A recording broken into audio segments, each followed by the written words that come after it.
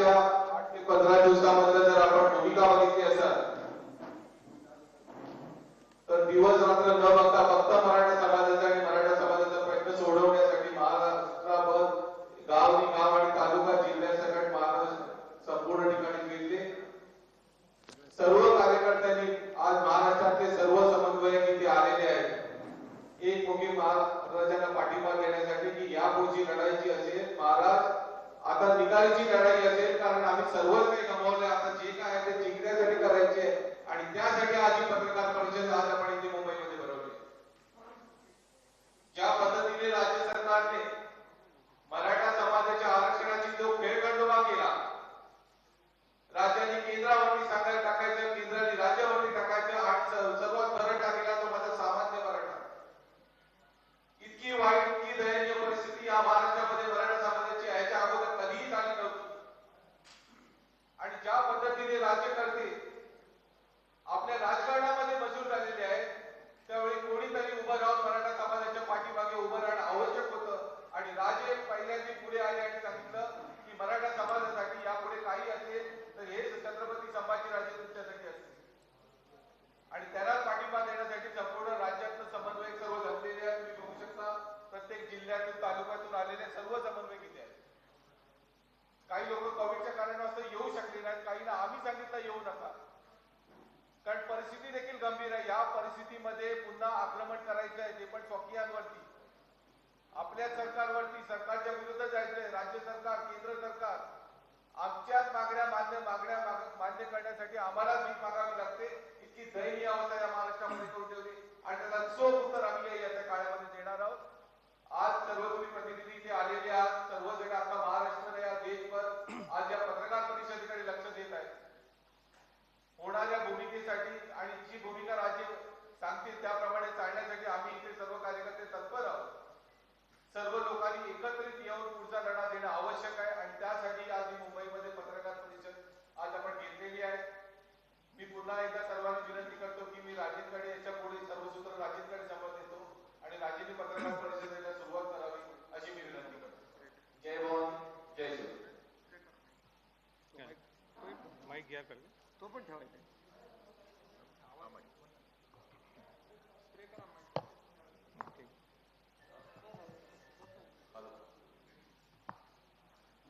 जर आवाज येतो ना, माईक घेऊनच बोलायला पाहिजे। ठीक आहे,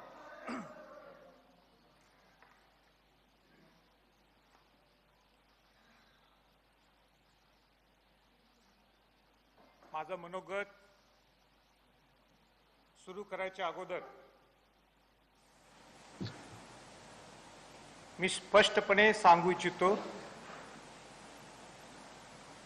सकल मराठा समाजाच्या वतीनं मी बोलतोय, आम्ही कुठल्याही पक्षाच्या विरोधात किंबहुना कुठला राजकीय अजेंडा घेऊन अजिबात आलो नाहीये। आमचा सरळ आणि थेट एकच विषय की सकल मराठा समाजाला न्याय मिळाला पाहिजे। मी शिवाजी महाराजांचा आणि राजश्री छत्रपती शाहू महाराजांचा वंशज आहे आणि म्हणून आज पत्रकार परिषदेच्या माध्यमातून मी सांगू इच्छितो, जो महाराष्ट्र मी पिंजून काढत आहे आज नाही तर 2007 पासून, तो एकमेव आणि एकच कारण आहे की ज्या शिवाजी महाराजांनी स्वराज्य 18 पगड जातींचं केलं, ज्या राजश्री छत्रपती शाहू महाराजांनी बहुजन समाजाला पहिलं आरक्षण दिलं, ज्यामध्ये अनुसूचित जाती जमाती आणि ओबीसी होते आणि त्यामध्ये मराठा समाजाचा सुद्धा समावेश होता, आणि या मराठा समाजाला अन्याय आज होतोय, त्यासाठी माझा लढा आहे। मला सांगायचंय की 1917ला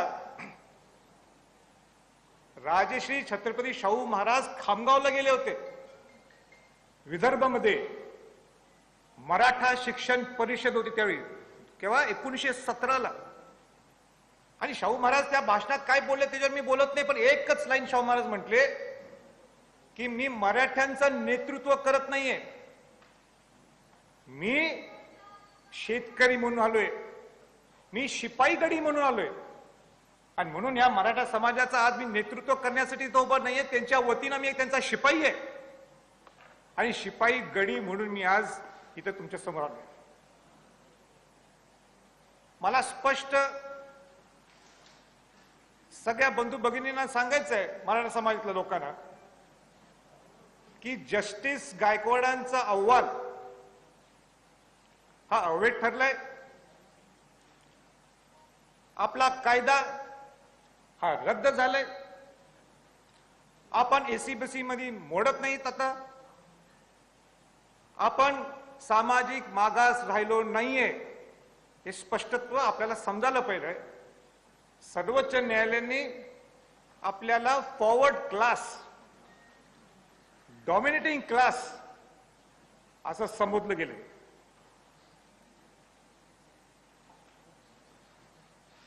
9 ऑगस्ट 2017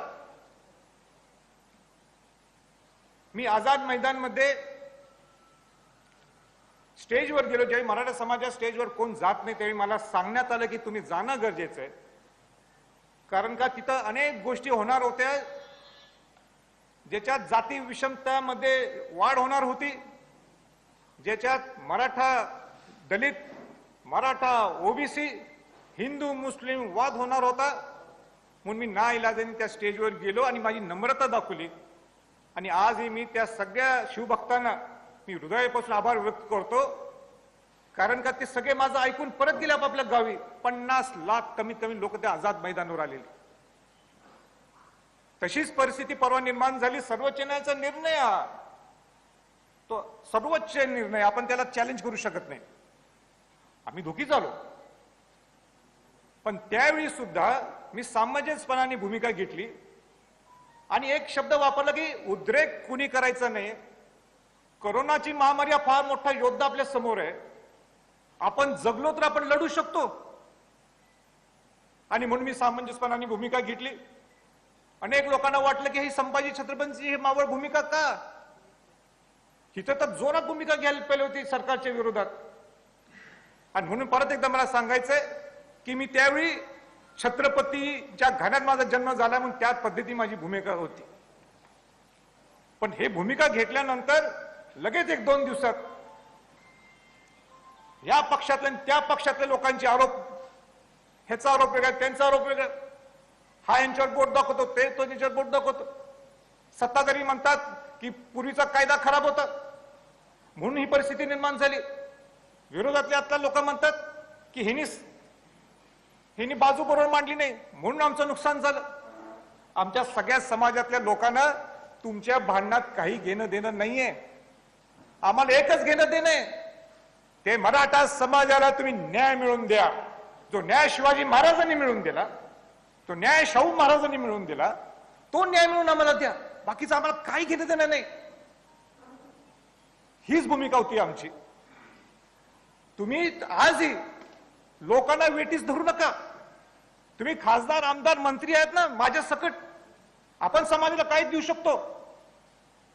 समाजाला वेटीस धरू नका. त्यांनी दाखवले त्यांच्या भावना काय 58 मार्चमध्ये, आणि कशाला लोकांना आणतात रस्त्यावर. ह्यांचा हाल करायचा ह्या सगळ्या समन्वयकांचा. मी तयार आहे, मी स्वतःला हाल करून केला, पण बाकी या लोकांना का हाल. खासदार आमदारांची जबाबदारी आहे.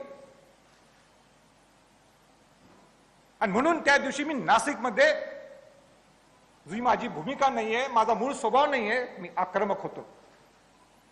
अनेक लोकांना आवडलं, अनेक लोकांना म्हटलं हे काय असं चाललंय यांचं. आक्रमक हे मी माझ्यासाठी नव्हतो. मी अस्वस्थ झालो.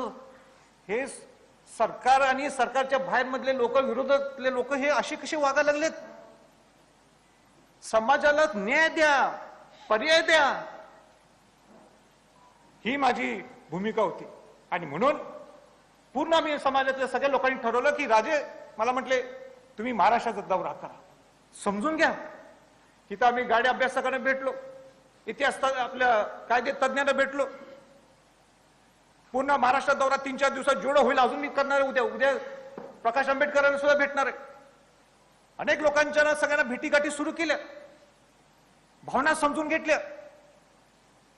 इतके दुखी आहेत, या प्रसंगी इतके दुःखी आहेत समाजातले लोक, अस्वस्थ आहेत. वेळ प्रसंगी कायदा सुद्धा हातात घेतील अशी परिस्थिती आहे. आज माझ्यामुळे हे सगळे शांत आहेत. मग मी त्यांना अशांत करू, त्यांना सांगू चला उतरा रस्त्यावर, ही भूमिका घ्यायची का? मी आम्हाला सुद्धा आक्रमक होते येते ना आक्रमक करायला, पण ही वेळ आहे का?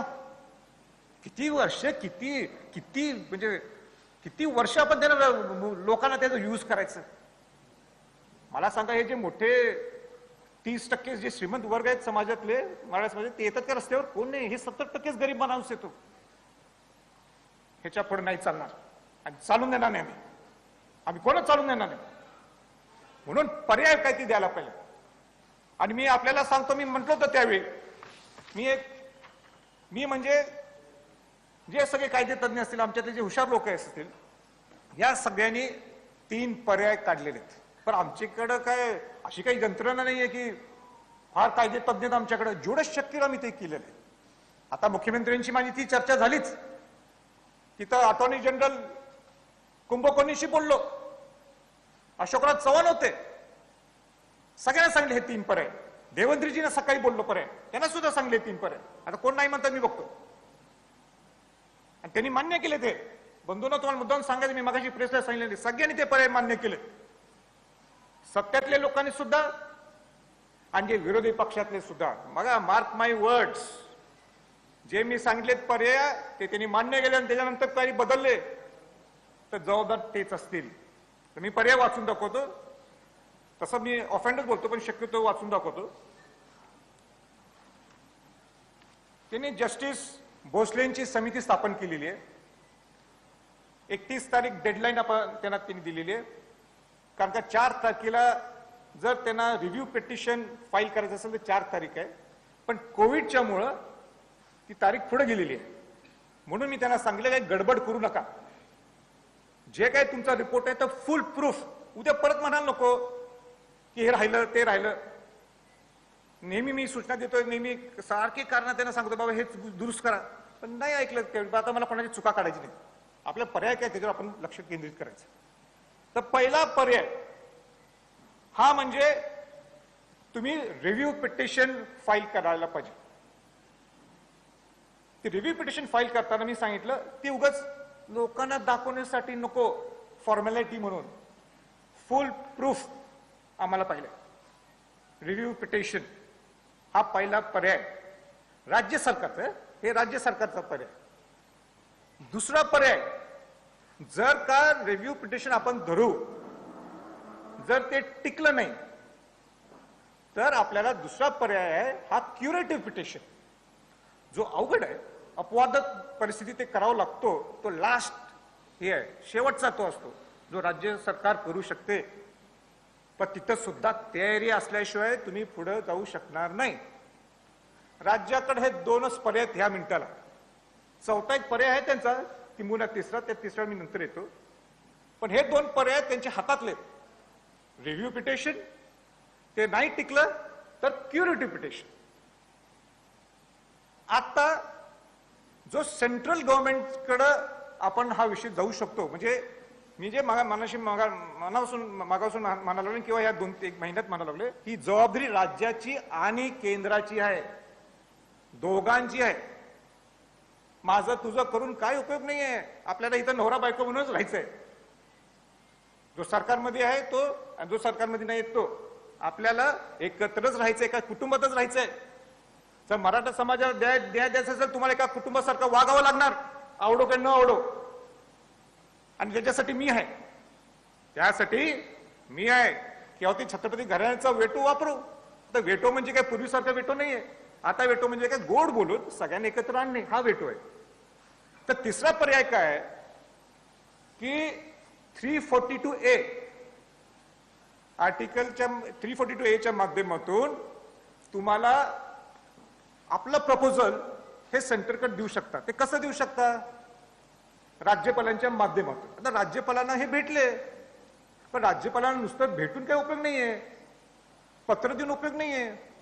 राज्यपालांना ज्यावेळी तुम्हाला भेटायचं आहे तर तुम्हाला पूर्ण डाटा हा उभा करावा लागणार. परत त्याला 5-6 महिने लागतील कमीत कमी. जस्टिस गायकवाड अहवालामध्ये काय त्रुटी असतील त्या त्रुटीवर अभ्यास करावा लागेल. वेळ पडलीच तर मला वाटते, मला ते टेक्निकली चुकत असेल, मी तिथं आयोग उभा करायला लागेल. आयोग आहेच वाटते, पण ते जे असेल ते. आणि तुम्हाला मग त्याच्या माध्यमातून राज्यपालच्या माध्यमातून ते राष्ट्रपतींकडे जाणार. राष्ट्रपतींना योग्य वाटलं तर केंद्रीय मागासवर्गीय आयोगाकडे देतील. केंद्रीय मागासवर्गीयांना आयोग योग्य वाटलं तर पार्लमेंटला ते सेंट्रल लिस्टमध्ये ते वाढवण्यासाठी तो विषय जाईल. हा 342A आहे. आता मी काय कुठलं ते कागद काढलं असं नाही. जो काय कागद आहे, जे काय ते ह्या सगळ्या घटनेत आहे, आपल्याला करून दिलेलं ते सगळं, आणि त्याच्याप्रमाणे मी बोलतोय. विरोधी पक्षनेते कायदे तज्ज्ञ आहेत ते स्वतः, ते सुद्धा नाकारू शकत नाहीत. म्हणून मी मगाशी म्हटलं की केंद्र सगळे आम्ही खासदार असो किंवा आणि कोण हे हात झटकू शकत नाही, राज्यातले लोक हात झटकू शकत नाही. आता सगळ्यात महत्वाचा जो मुद्दा आहे, अनेक लोकांची इच्छा आहे की मी क्लिअर करून टाकतो की ओबीसी मध्ये आपण जाऊ. आता ओबीसी मध्ये जायचं असेल, सगळ्यांना आपापलं स्वातंत्र्य आहे, आपापलं मत मांडण्यासाठी स्वातंत्र्य आहे. मराठा सेवा संघाचे अध्यक्ष पुरुषोत्तम खेडेकरजी हे नेहमी हा विषय मांडतात, अनेक लोक मांडतात. त्याचबरोबर हरिभाऊ राठोड ओबीसीचे ज्येष्ठ नेते, माजी खासदार, ते सुद्धा हा विषय नेहमी ते मांडत असतात. आता हा ओबीसी मध्ये नवीन प्रवर्ग तयार करून देता येऊ शकतो का, हे मी नाही सांगणार, हे सरकारने सांगायचं, हे पूर्वीच्या सरकारच्या लोकांनी सांगायचं, ज्येष्ठ नेते शरद पवारजींनी सांगायचं, उद्धवजींनी सांगायचं, विरोधी पक्ष नेते देवेंद्रजींनी सांगायचं, समितीचे अध्यक्ष अशोकरावजींनी सांगायचं. सगळ्या गोष्टी आम्हीच सांगायच्या का? ते केव्हा बोलणार? स्पष्ट त्यांनी सुद्धा बोलावं, बोलायला समाजाला काय खरी परिस्थिती आहे, आम्हीच बोलायचं. मी बोला ते आत्ताच बोलू शकतो, पण तुम्ही बोला, स्पष्ट करा, खेळवत ठेवू नका. आता मी म्हटलं अगोदर, मी म्हटलं ना आता आम्ही सामाजिक मागास राहिलो नाही, तर ठीक आहे, पण माझी भूमिका मी सांगतो. मी शिवाजी महाराजांचा, शाहू महाराजांचा वंशज आहे. शाहू महाराजांनी बहुजन समाजाला पहिलं आरक्षण दिलं, वंचितांना आरक्षण मिळावं ही मी या मताचा आहे. वंचितांना आरक्षण हे मिळावं, वंचितांना सगळ्या शिक्षणातल्या, नोकरीतल्या सुविधा मिळाव्यात, कुठल्याही वंचित असतील ते बहुजन समाजातले, त्यांना सगळ्यांना मिळावं. गोडी गुलाबीने राहायला पाहिजे हा बहुजन समाज, हे माझं मत आहे. बाकीचं त्यांचं ते बघतील. बाबासाहेब आंबेडकरांची सुद्धा एक संकल्पना होती आरक्षणाच्या बाबतीत की मराठा समाजाला सुद्धा आरक्षण मिळावं, आणि म्हणून त्यांनी राज्यघटनेत घटित केलं होतं. मी स्वतः 102च्या घटनाच्या दुरुस्तीत मी स्वतः तिथं मी बोलून दाखवलंय की 1967 पर्यंत मराठा समाजाला इंटरमिडिएट कास्ट क्लास कम्युनिटी मध्ये सेंटर लिस्ट मध्ये आपल्याला ओबीसीत आरक्षण मिळत होतं 1967 पर्यंत. 68 नंतर ते का काढलं, का कालेकर समिती आली आणि मग बाकीच्या समित्याला अहवाल हे बाकीच्या जे आयोग आले, तर तो त्यांचा प्रश्न आहे, मी काही बोलू शकत नाही. पण माझं भाषण आजही तुम्हाला युट्यूबवर पाहायला मिळेल. आरक्षणच्या पुढे जाऊ आपण जरा. मी मगाशी उद्धवजी ठाकरेंना बोललो, मुख्यमंत्र्यांच्या कानावर घातलं. मी काय कानावर घातलं? आज सरकार तुमचं आहे, बरोबर आहे ना? तुमचं सरकार असताना तुम्हाला थोड्या गोष्टी वर केंद्रात जायचे नाहीत ना, मान्य आहे. जे तुमच्या हातातल्या त्या गोष्टी तर तुम्ही करू शकता ना. तर पहिली गोष्ट ही आहे, 5 गोष्टी मी काढल्या, अशी नाही तर उगाच 15ची लिस्ट मी काढली नाही, भरपूर आहेत आपल्या मागण्या. आपण 5 जणांची लिस्ट काढलेली आहे. कुठली लिस्ट काढली आहे? पहिलं, नंबर 1, की ज्या 2185 आपण म्हणतो किंवा जास्त सुद्धा असतील, पण सर्वोच्च न्यायालय काय म्हणते, 9 सप्टेंबर 2020च्या अगोदर ज्यांच्या ज्यांच्या नियुक्त्या झाल्यात त्यांना रुजू करून घ्या. का थांबलाय? जस्टिस भोसलेंचा अहवाल ह्याचा त्याचा काय संबंध आहे? डायरेक्ट सर्वोच्च न्यायालयाने डायरेक्ट सूचना केलेत, इन्स्ट्रक्शन दिलेत. Why wait? का थांबायचं? आपण देऊन टाका ना तुम्ही. 2185 आपण म्हणतो, पण माझं काय म्हणणं आहे, जे काय असतील 9 सप्टेंबर 2020च्या अगोदर देऊन टाका. का खेळ करताय समाजाच्या बरोबर? हो बिचारे लोक, म्हणजे आता काय सांगू मी, या दौऱ्यात मी बघितलं लोक नुसतं असे रडत होते. एक तर म्हटलं मी एमफिल झालोय आणि मी आता आंब्याचा व्यवसाय करायला, आंब्याचा व्यवसाय म्हणजे ते हातगाडी घेऊन कशाला डॉक्टरेट करायची? संपतील ना, आयुष्य संपा लागले त्या लोकांचं. न्याय द्या या गरीब मराठ्यांच्यावर. दुसरा महत्वाचा मुद्दा, आणि तो माझा हृदयातला आहे आणि सगळ्या ह्या समाजाच्या हृदयातला आहे, तो म्हणजे सारथी. शाहू महाराजांच्या नावाने उभा केलेली सारथी संस्था आहे. काय अवस्था करून टाकली त्याची? म्हणजे तुम्ही जर सारथी जर इम्प्लिमेंट केली चांगल्या पद्धतीने स्वायत्त देऊन, वेळ प्रसंगी मी तुम्हाला सांगतो आरक्षणापेक्षा भारी पडेल ती. बघा माझं मोठं स्टेटमेंट आहे, आरक्षण आपल्या हक्काचं आहे. आरक्षणापेक्षाही जास्त उपयोगी तुम्हाला सारथी पडेल. तुम्ही ग्रामीण भागातल्या लोकांना घडवणार आहे त्या सारथीच्या माध्यमातून. उपमुख्यमंत्री म्हटले जागा दिली आम्ही, द्यायलाच पाहिजे ना तुम्ही जागा. नुसतं जागा देऊन होणार नाहीये. आणि स्वायत्ता म्हणजे नुसतं 9 माणसं ठेवलेत नाही, ज्याला त्या सारथी, ज्याला समाजातलं काही समजते, जो ग्राउंड लेवलचं काम करतो, जिने आपलं आयुष्य समाजासाठी दिले, त्यांना त्या समितीत घ्या. अधिकारी घेतल्यात सगळे IAS अधिकारी, थोडे रिटायर्ड आहेत. काय करणार त्यांना? काय घेणे देणे समाजाशी? समाजासाठी तुम्ही काढली ना, मग समाजातील माणसं घ्या ना, 2-3 चांगले माणसं. तुम्ही पत्रकार मला उद्या म्हणा तुम्ही हा विषय घ्यायला, बहुतेक तुम्हाला अध्यक्षपदाची इच्छा आहे. अजिबात नकोय बाबा मला. चांगले लोक घ्या.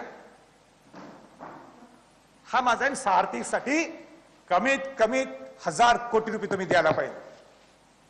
1000 कोटी बनणार आता कोविडच्या माध्यमातून कुठं आणायचे पैसे? मान्य आहे, पण तुम्ही सँक्शन करा ना. आम्ही प्लॅन करतो 1000 कोटीत आम्ही स्टेज 1, 2, 3, 4 या वर्षात करू. 2 वर्षात 1000 कोटी द्या. मग पुढच्या 3ऱ्या वर्षी परत 1000 कोटी द्या. त्याचा आम्ही चांगला प्लॅन करू, मास्टर प्लॅन करू ना. तुम्ही आत्ताच 50 कोटी रुपये दिले, त्या 50 कोटीत काय प्लॅनिंग करायचं? म्हणजे आम्ही काय विजन ठेवायचं? खेळ करू नका. द्यायचं ना मनापासून, नाही तर बंद करून टाका. शाहू महाराजांचं नाव देऊ नका. कशाला शाहू महाराजांचं नाव ठेवायचं? मग कशाला मला त्या कार्यक्रमाला अध्यक्ष म्हणून बोलायचं? मग त्यावेळी ते सरकार असेल. खेळ नको, बस झालं. तिसरा महत्वाचा मुद्दा आहे अण्णासाहेब महामंडळ. अण्णासाहेब महामंडळ ज्याच्यातनं गरीब मराठ्यांना तुम्ही उद्योग उभा करून देऊ शकता. आज तुम्ही लिमिट दिले 10 लाख. काय होणार आहे 10 लाखात? त्यांचं 25 लाख करा. बर, काय ती मार्ग काढायला पाहिजे? तिथं ज्यावेळी कर्ज काढायला जातो तो म्हणतात मॉर्गेज द्या. अहो ह्यांच्याकडे जमिनीच नाही तर ही मॉर्गेज देणार कुठनं? कशाला मग 25 लाख करून उपयोग आहे? ह्याच्यासाठी समिती उभा करा. काय त्याचा अभ्यास व्हायला पाहिजे. म्हणजे किती बोलायचं आम्ही, आता मी थकलोय.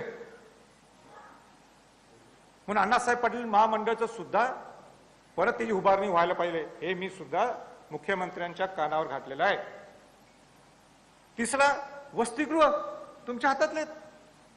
दर जिल्ह्यात वसतिगृह उभा करा ना. तुम्हाला या आरक्षणाच्या ह्याच्यासाठी 6 महिने लागतील, वर्ष लागेल, 1.5 वर्ष लागेल, माहित नाही. काय माहित नाही आपल्याला. 6 महिन्यानंतर म्हणणार लोक विसरले. पण हे तर तुमच्या हातात, हे द्या ना तुम्ही वसतिगृह. दर जिल्ह्यात एक वसतिगृह द्या. एक उदाहरण सांगायचं म्हणजे सोलापूरला वसतिगृह तुम्ही अलॉट केलंय. इथं आले सोलापूरचे समन्वयक माऊली पवार, विचारलं कुठे आहेत का? इथं आले, हात वर करा कोणा. हा त्यांना विचारा. अलॉट केले पण इश्यूज नाही केलं. हे काय चाललंय? एक मराठा समाजासाठी एक वेगळी समिती स्थापन करा ना. आमच्यासारखे लोक घ्या त्याच्यात, आम्ही सहकार्य करू तुम्हाला. आणि सगळ्यात महत्वाचं त्या 4 मधला 5वा मुद्दा तो म्हणजे मला सांगा, एक 30% आमच्या श्रीमंत लोक सोडून द्या, 70% गरीब मराठा समाज आहे का नाही? त्या बिचारांची चूक काय? त्या बहुजन समाजातल्या लोकांना इथं तुम्ही सवलती देता, ओबीसी समाज लोकांना सवलती देता का नाही? सवलती का? ते गरीब आहेत, ते वंचित आहे, त्यांना द्यायला पाहिजे आपण. मी त्याच्या फॉर आहे, मी शाहूंचा वंश द्यायलाच लावणार, मी त्यांच्यावर अन्याय होऊन देणार नाही. पण मराठा समाज सुद्धा या बहुजनाचा एक घटक आहे. ज्या ओबीसी प्रमाणे ज्या ओबीसीच्या लोकांना सवलती मिळतात त्या मराठा समाजातल्या लोकांना सुद्धा शिक्षणाच्या सवलती द्या ना तुम्ही. किती सोप्या त्या गोष्टी, काय अवघड आहे? 4-5 गोष्टी सांगितल्या, 15-20 सांगितले नाहीत मी. म्हणून मी आज स्पष्ट सांगायचंय मुख्यमंत्री महोदयांना, 6 जून हा राज्याभिषेक सोहळा आहे. काय असतं राज्याभिषेक सोहळ्याला? काय झालं? शिवाजी महाराज हे छत्रपती झाले. शिवाजी महाराज काय झाले? छत्रपती झाले. शिवाजी महाराजांचा राज्याभिषेक 6 जूनला झाला. शिवाजी महाराजांनी शपथ घेतली, माझं स्वराज्य हे सुराज्य व्हावं. आणि म्हणून मी आज या प्रेस कॉन्फरन्सच्या माध्यमातून सांगतो, जर 6 जून पर्यंत ह्याच्यावर जर काय निकाल लागला नाही या 5 गोष्टीवर, आमची आंदोलनाची भूमिका त्या रायगडवरच होणार.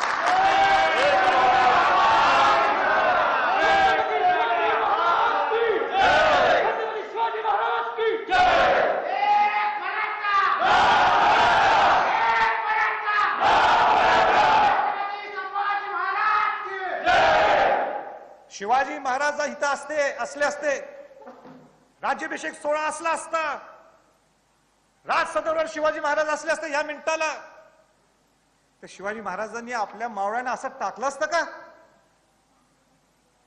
म्हणून या 6 जूनच्या अगोदर जर तुम्ही आम्हाला बोलवलं नाही आणि तुम्हाला कॉन्क्रीट पद्धतीने तुम्ही आम्हाला सांगितलं ना आम्हाला हे करायचंय, तर मी सुद्धा सांगतो आम्ही कोविड बिविड मग नंतर बघणार नाही. मी स्वतः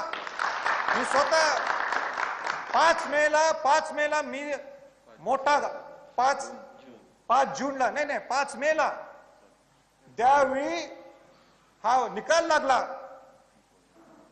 मी सगळ्यांना शांत ठेवलं. नाही तर महाराष्ट्र पेटला असता परत. या सगळ्यांचे मला फोन आले होते, काय करत राजे सगळं ठोक करूया. मी अजिबात नाही, सगळ्यांना शांत केलं. आम्ही किती शांत बसायचो. म्हणून माझं परत एकदा सांगायचं मुख्यमंत्र्यांना, या तुम्ही गोष्टीचे लवकरच्या लवकर ह्याला मार्ग लावा, नाहीतर मग कोविड असला काय असला मी काही मागे पुढे बघणार नाही. संभाजी छत्रपती इन लीड असणार पुढं, आम्ही सगळेजण असू तिथं, मग माघार नाही. मी आजही सांगतो, आम्हाला समाजाला वेटीस धरायचं नाहीये. आम्हाला लोकांना समाजाच्या लोकांना घेऊन रस्त्यावर उतरायचं नाहीये. उतरणार सुद्धा 6 तारखेला तर समाजातल्या लोकांना घेऊन नाही, या सगळ्या आमदार खासदारांना घेऊन उतरणार. कोणी नाही उतरायचं, मी सुद्धा उतरणार. माझी सुद्धा जबाबदारी आहे, माझं सुद्धा कर्तव्य आहे. घेतोय ना मी, लोक राज्यसभेतनं पगार घेतोय ना मी, लोकांचा प्रतिनिधी आहे मी, माझी जबाबदारी आहे ती. तुम्हाला मतदान केलंय सगळ्या लोकांनी, आणि म्हणून आता लोकांची जबाबदारी नाहीये, या सगळ्या खासदार आमदार सगळ्या मंत्र्यांची जबाबदारी आहे. आणि ते सगळे ओबीसीतले असतील, एससी असतील, एसटी असतील, मराठा असतील, सगळे खासदार आणि आमदार. मला वाटतं 543 काहीतरी आहे आकडा, मला नाही करेक्ट माहित नाही. सगळे राज्यसभा, लोकसभा, विधानसभा, विधान परिषद सगळेजण तुम्ही या. मी सगळ्या खासदार आमदारांना मनापासून स्वागत करेन, मनापासून त्यांचा आदर करेन, पण मनापासून यायला पाहिजे. पत्र देऊन नुसतं चालणार नाही.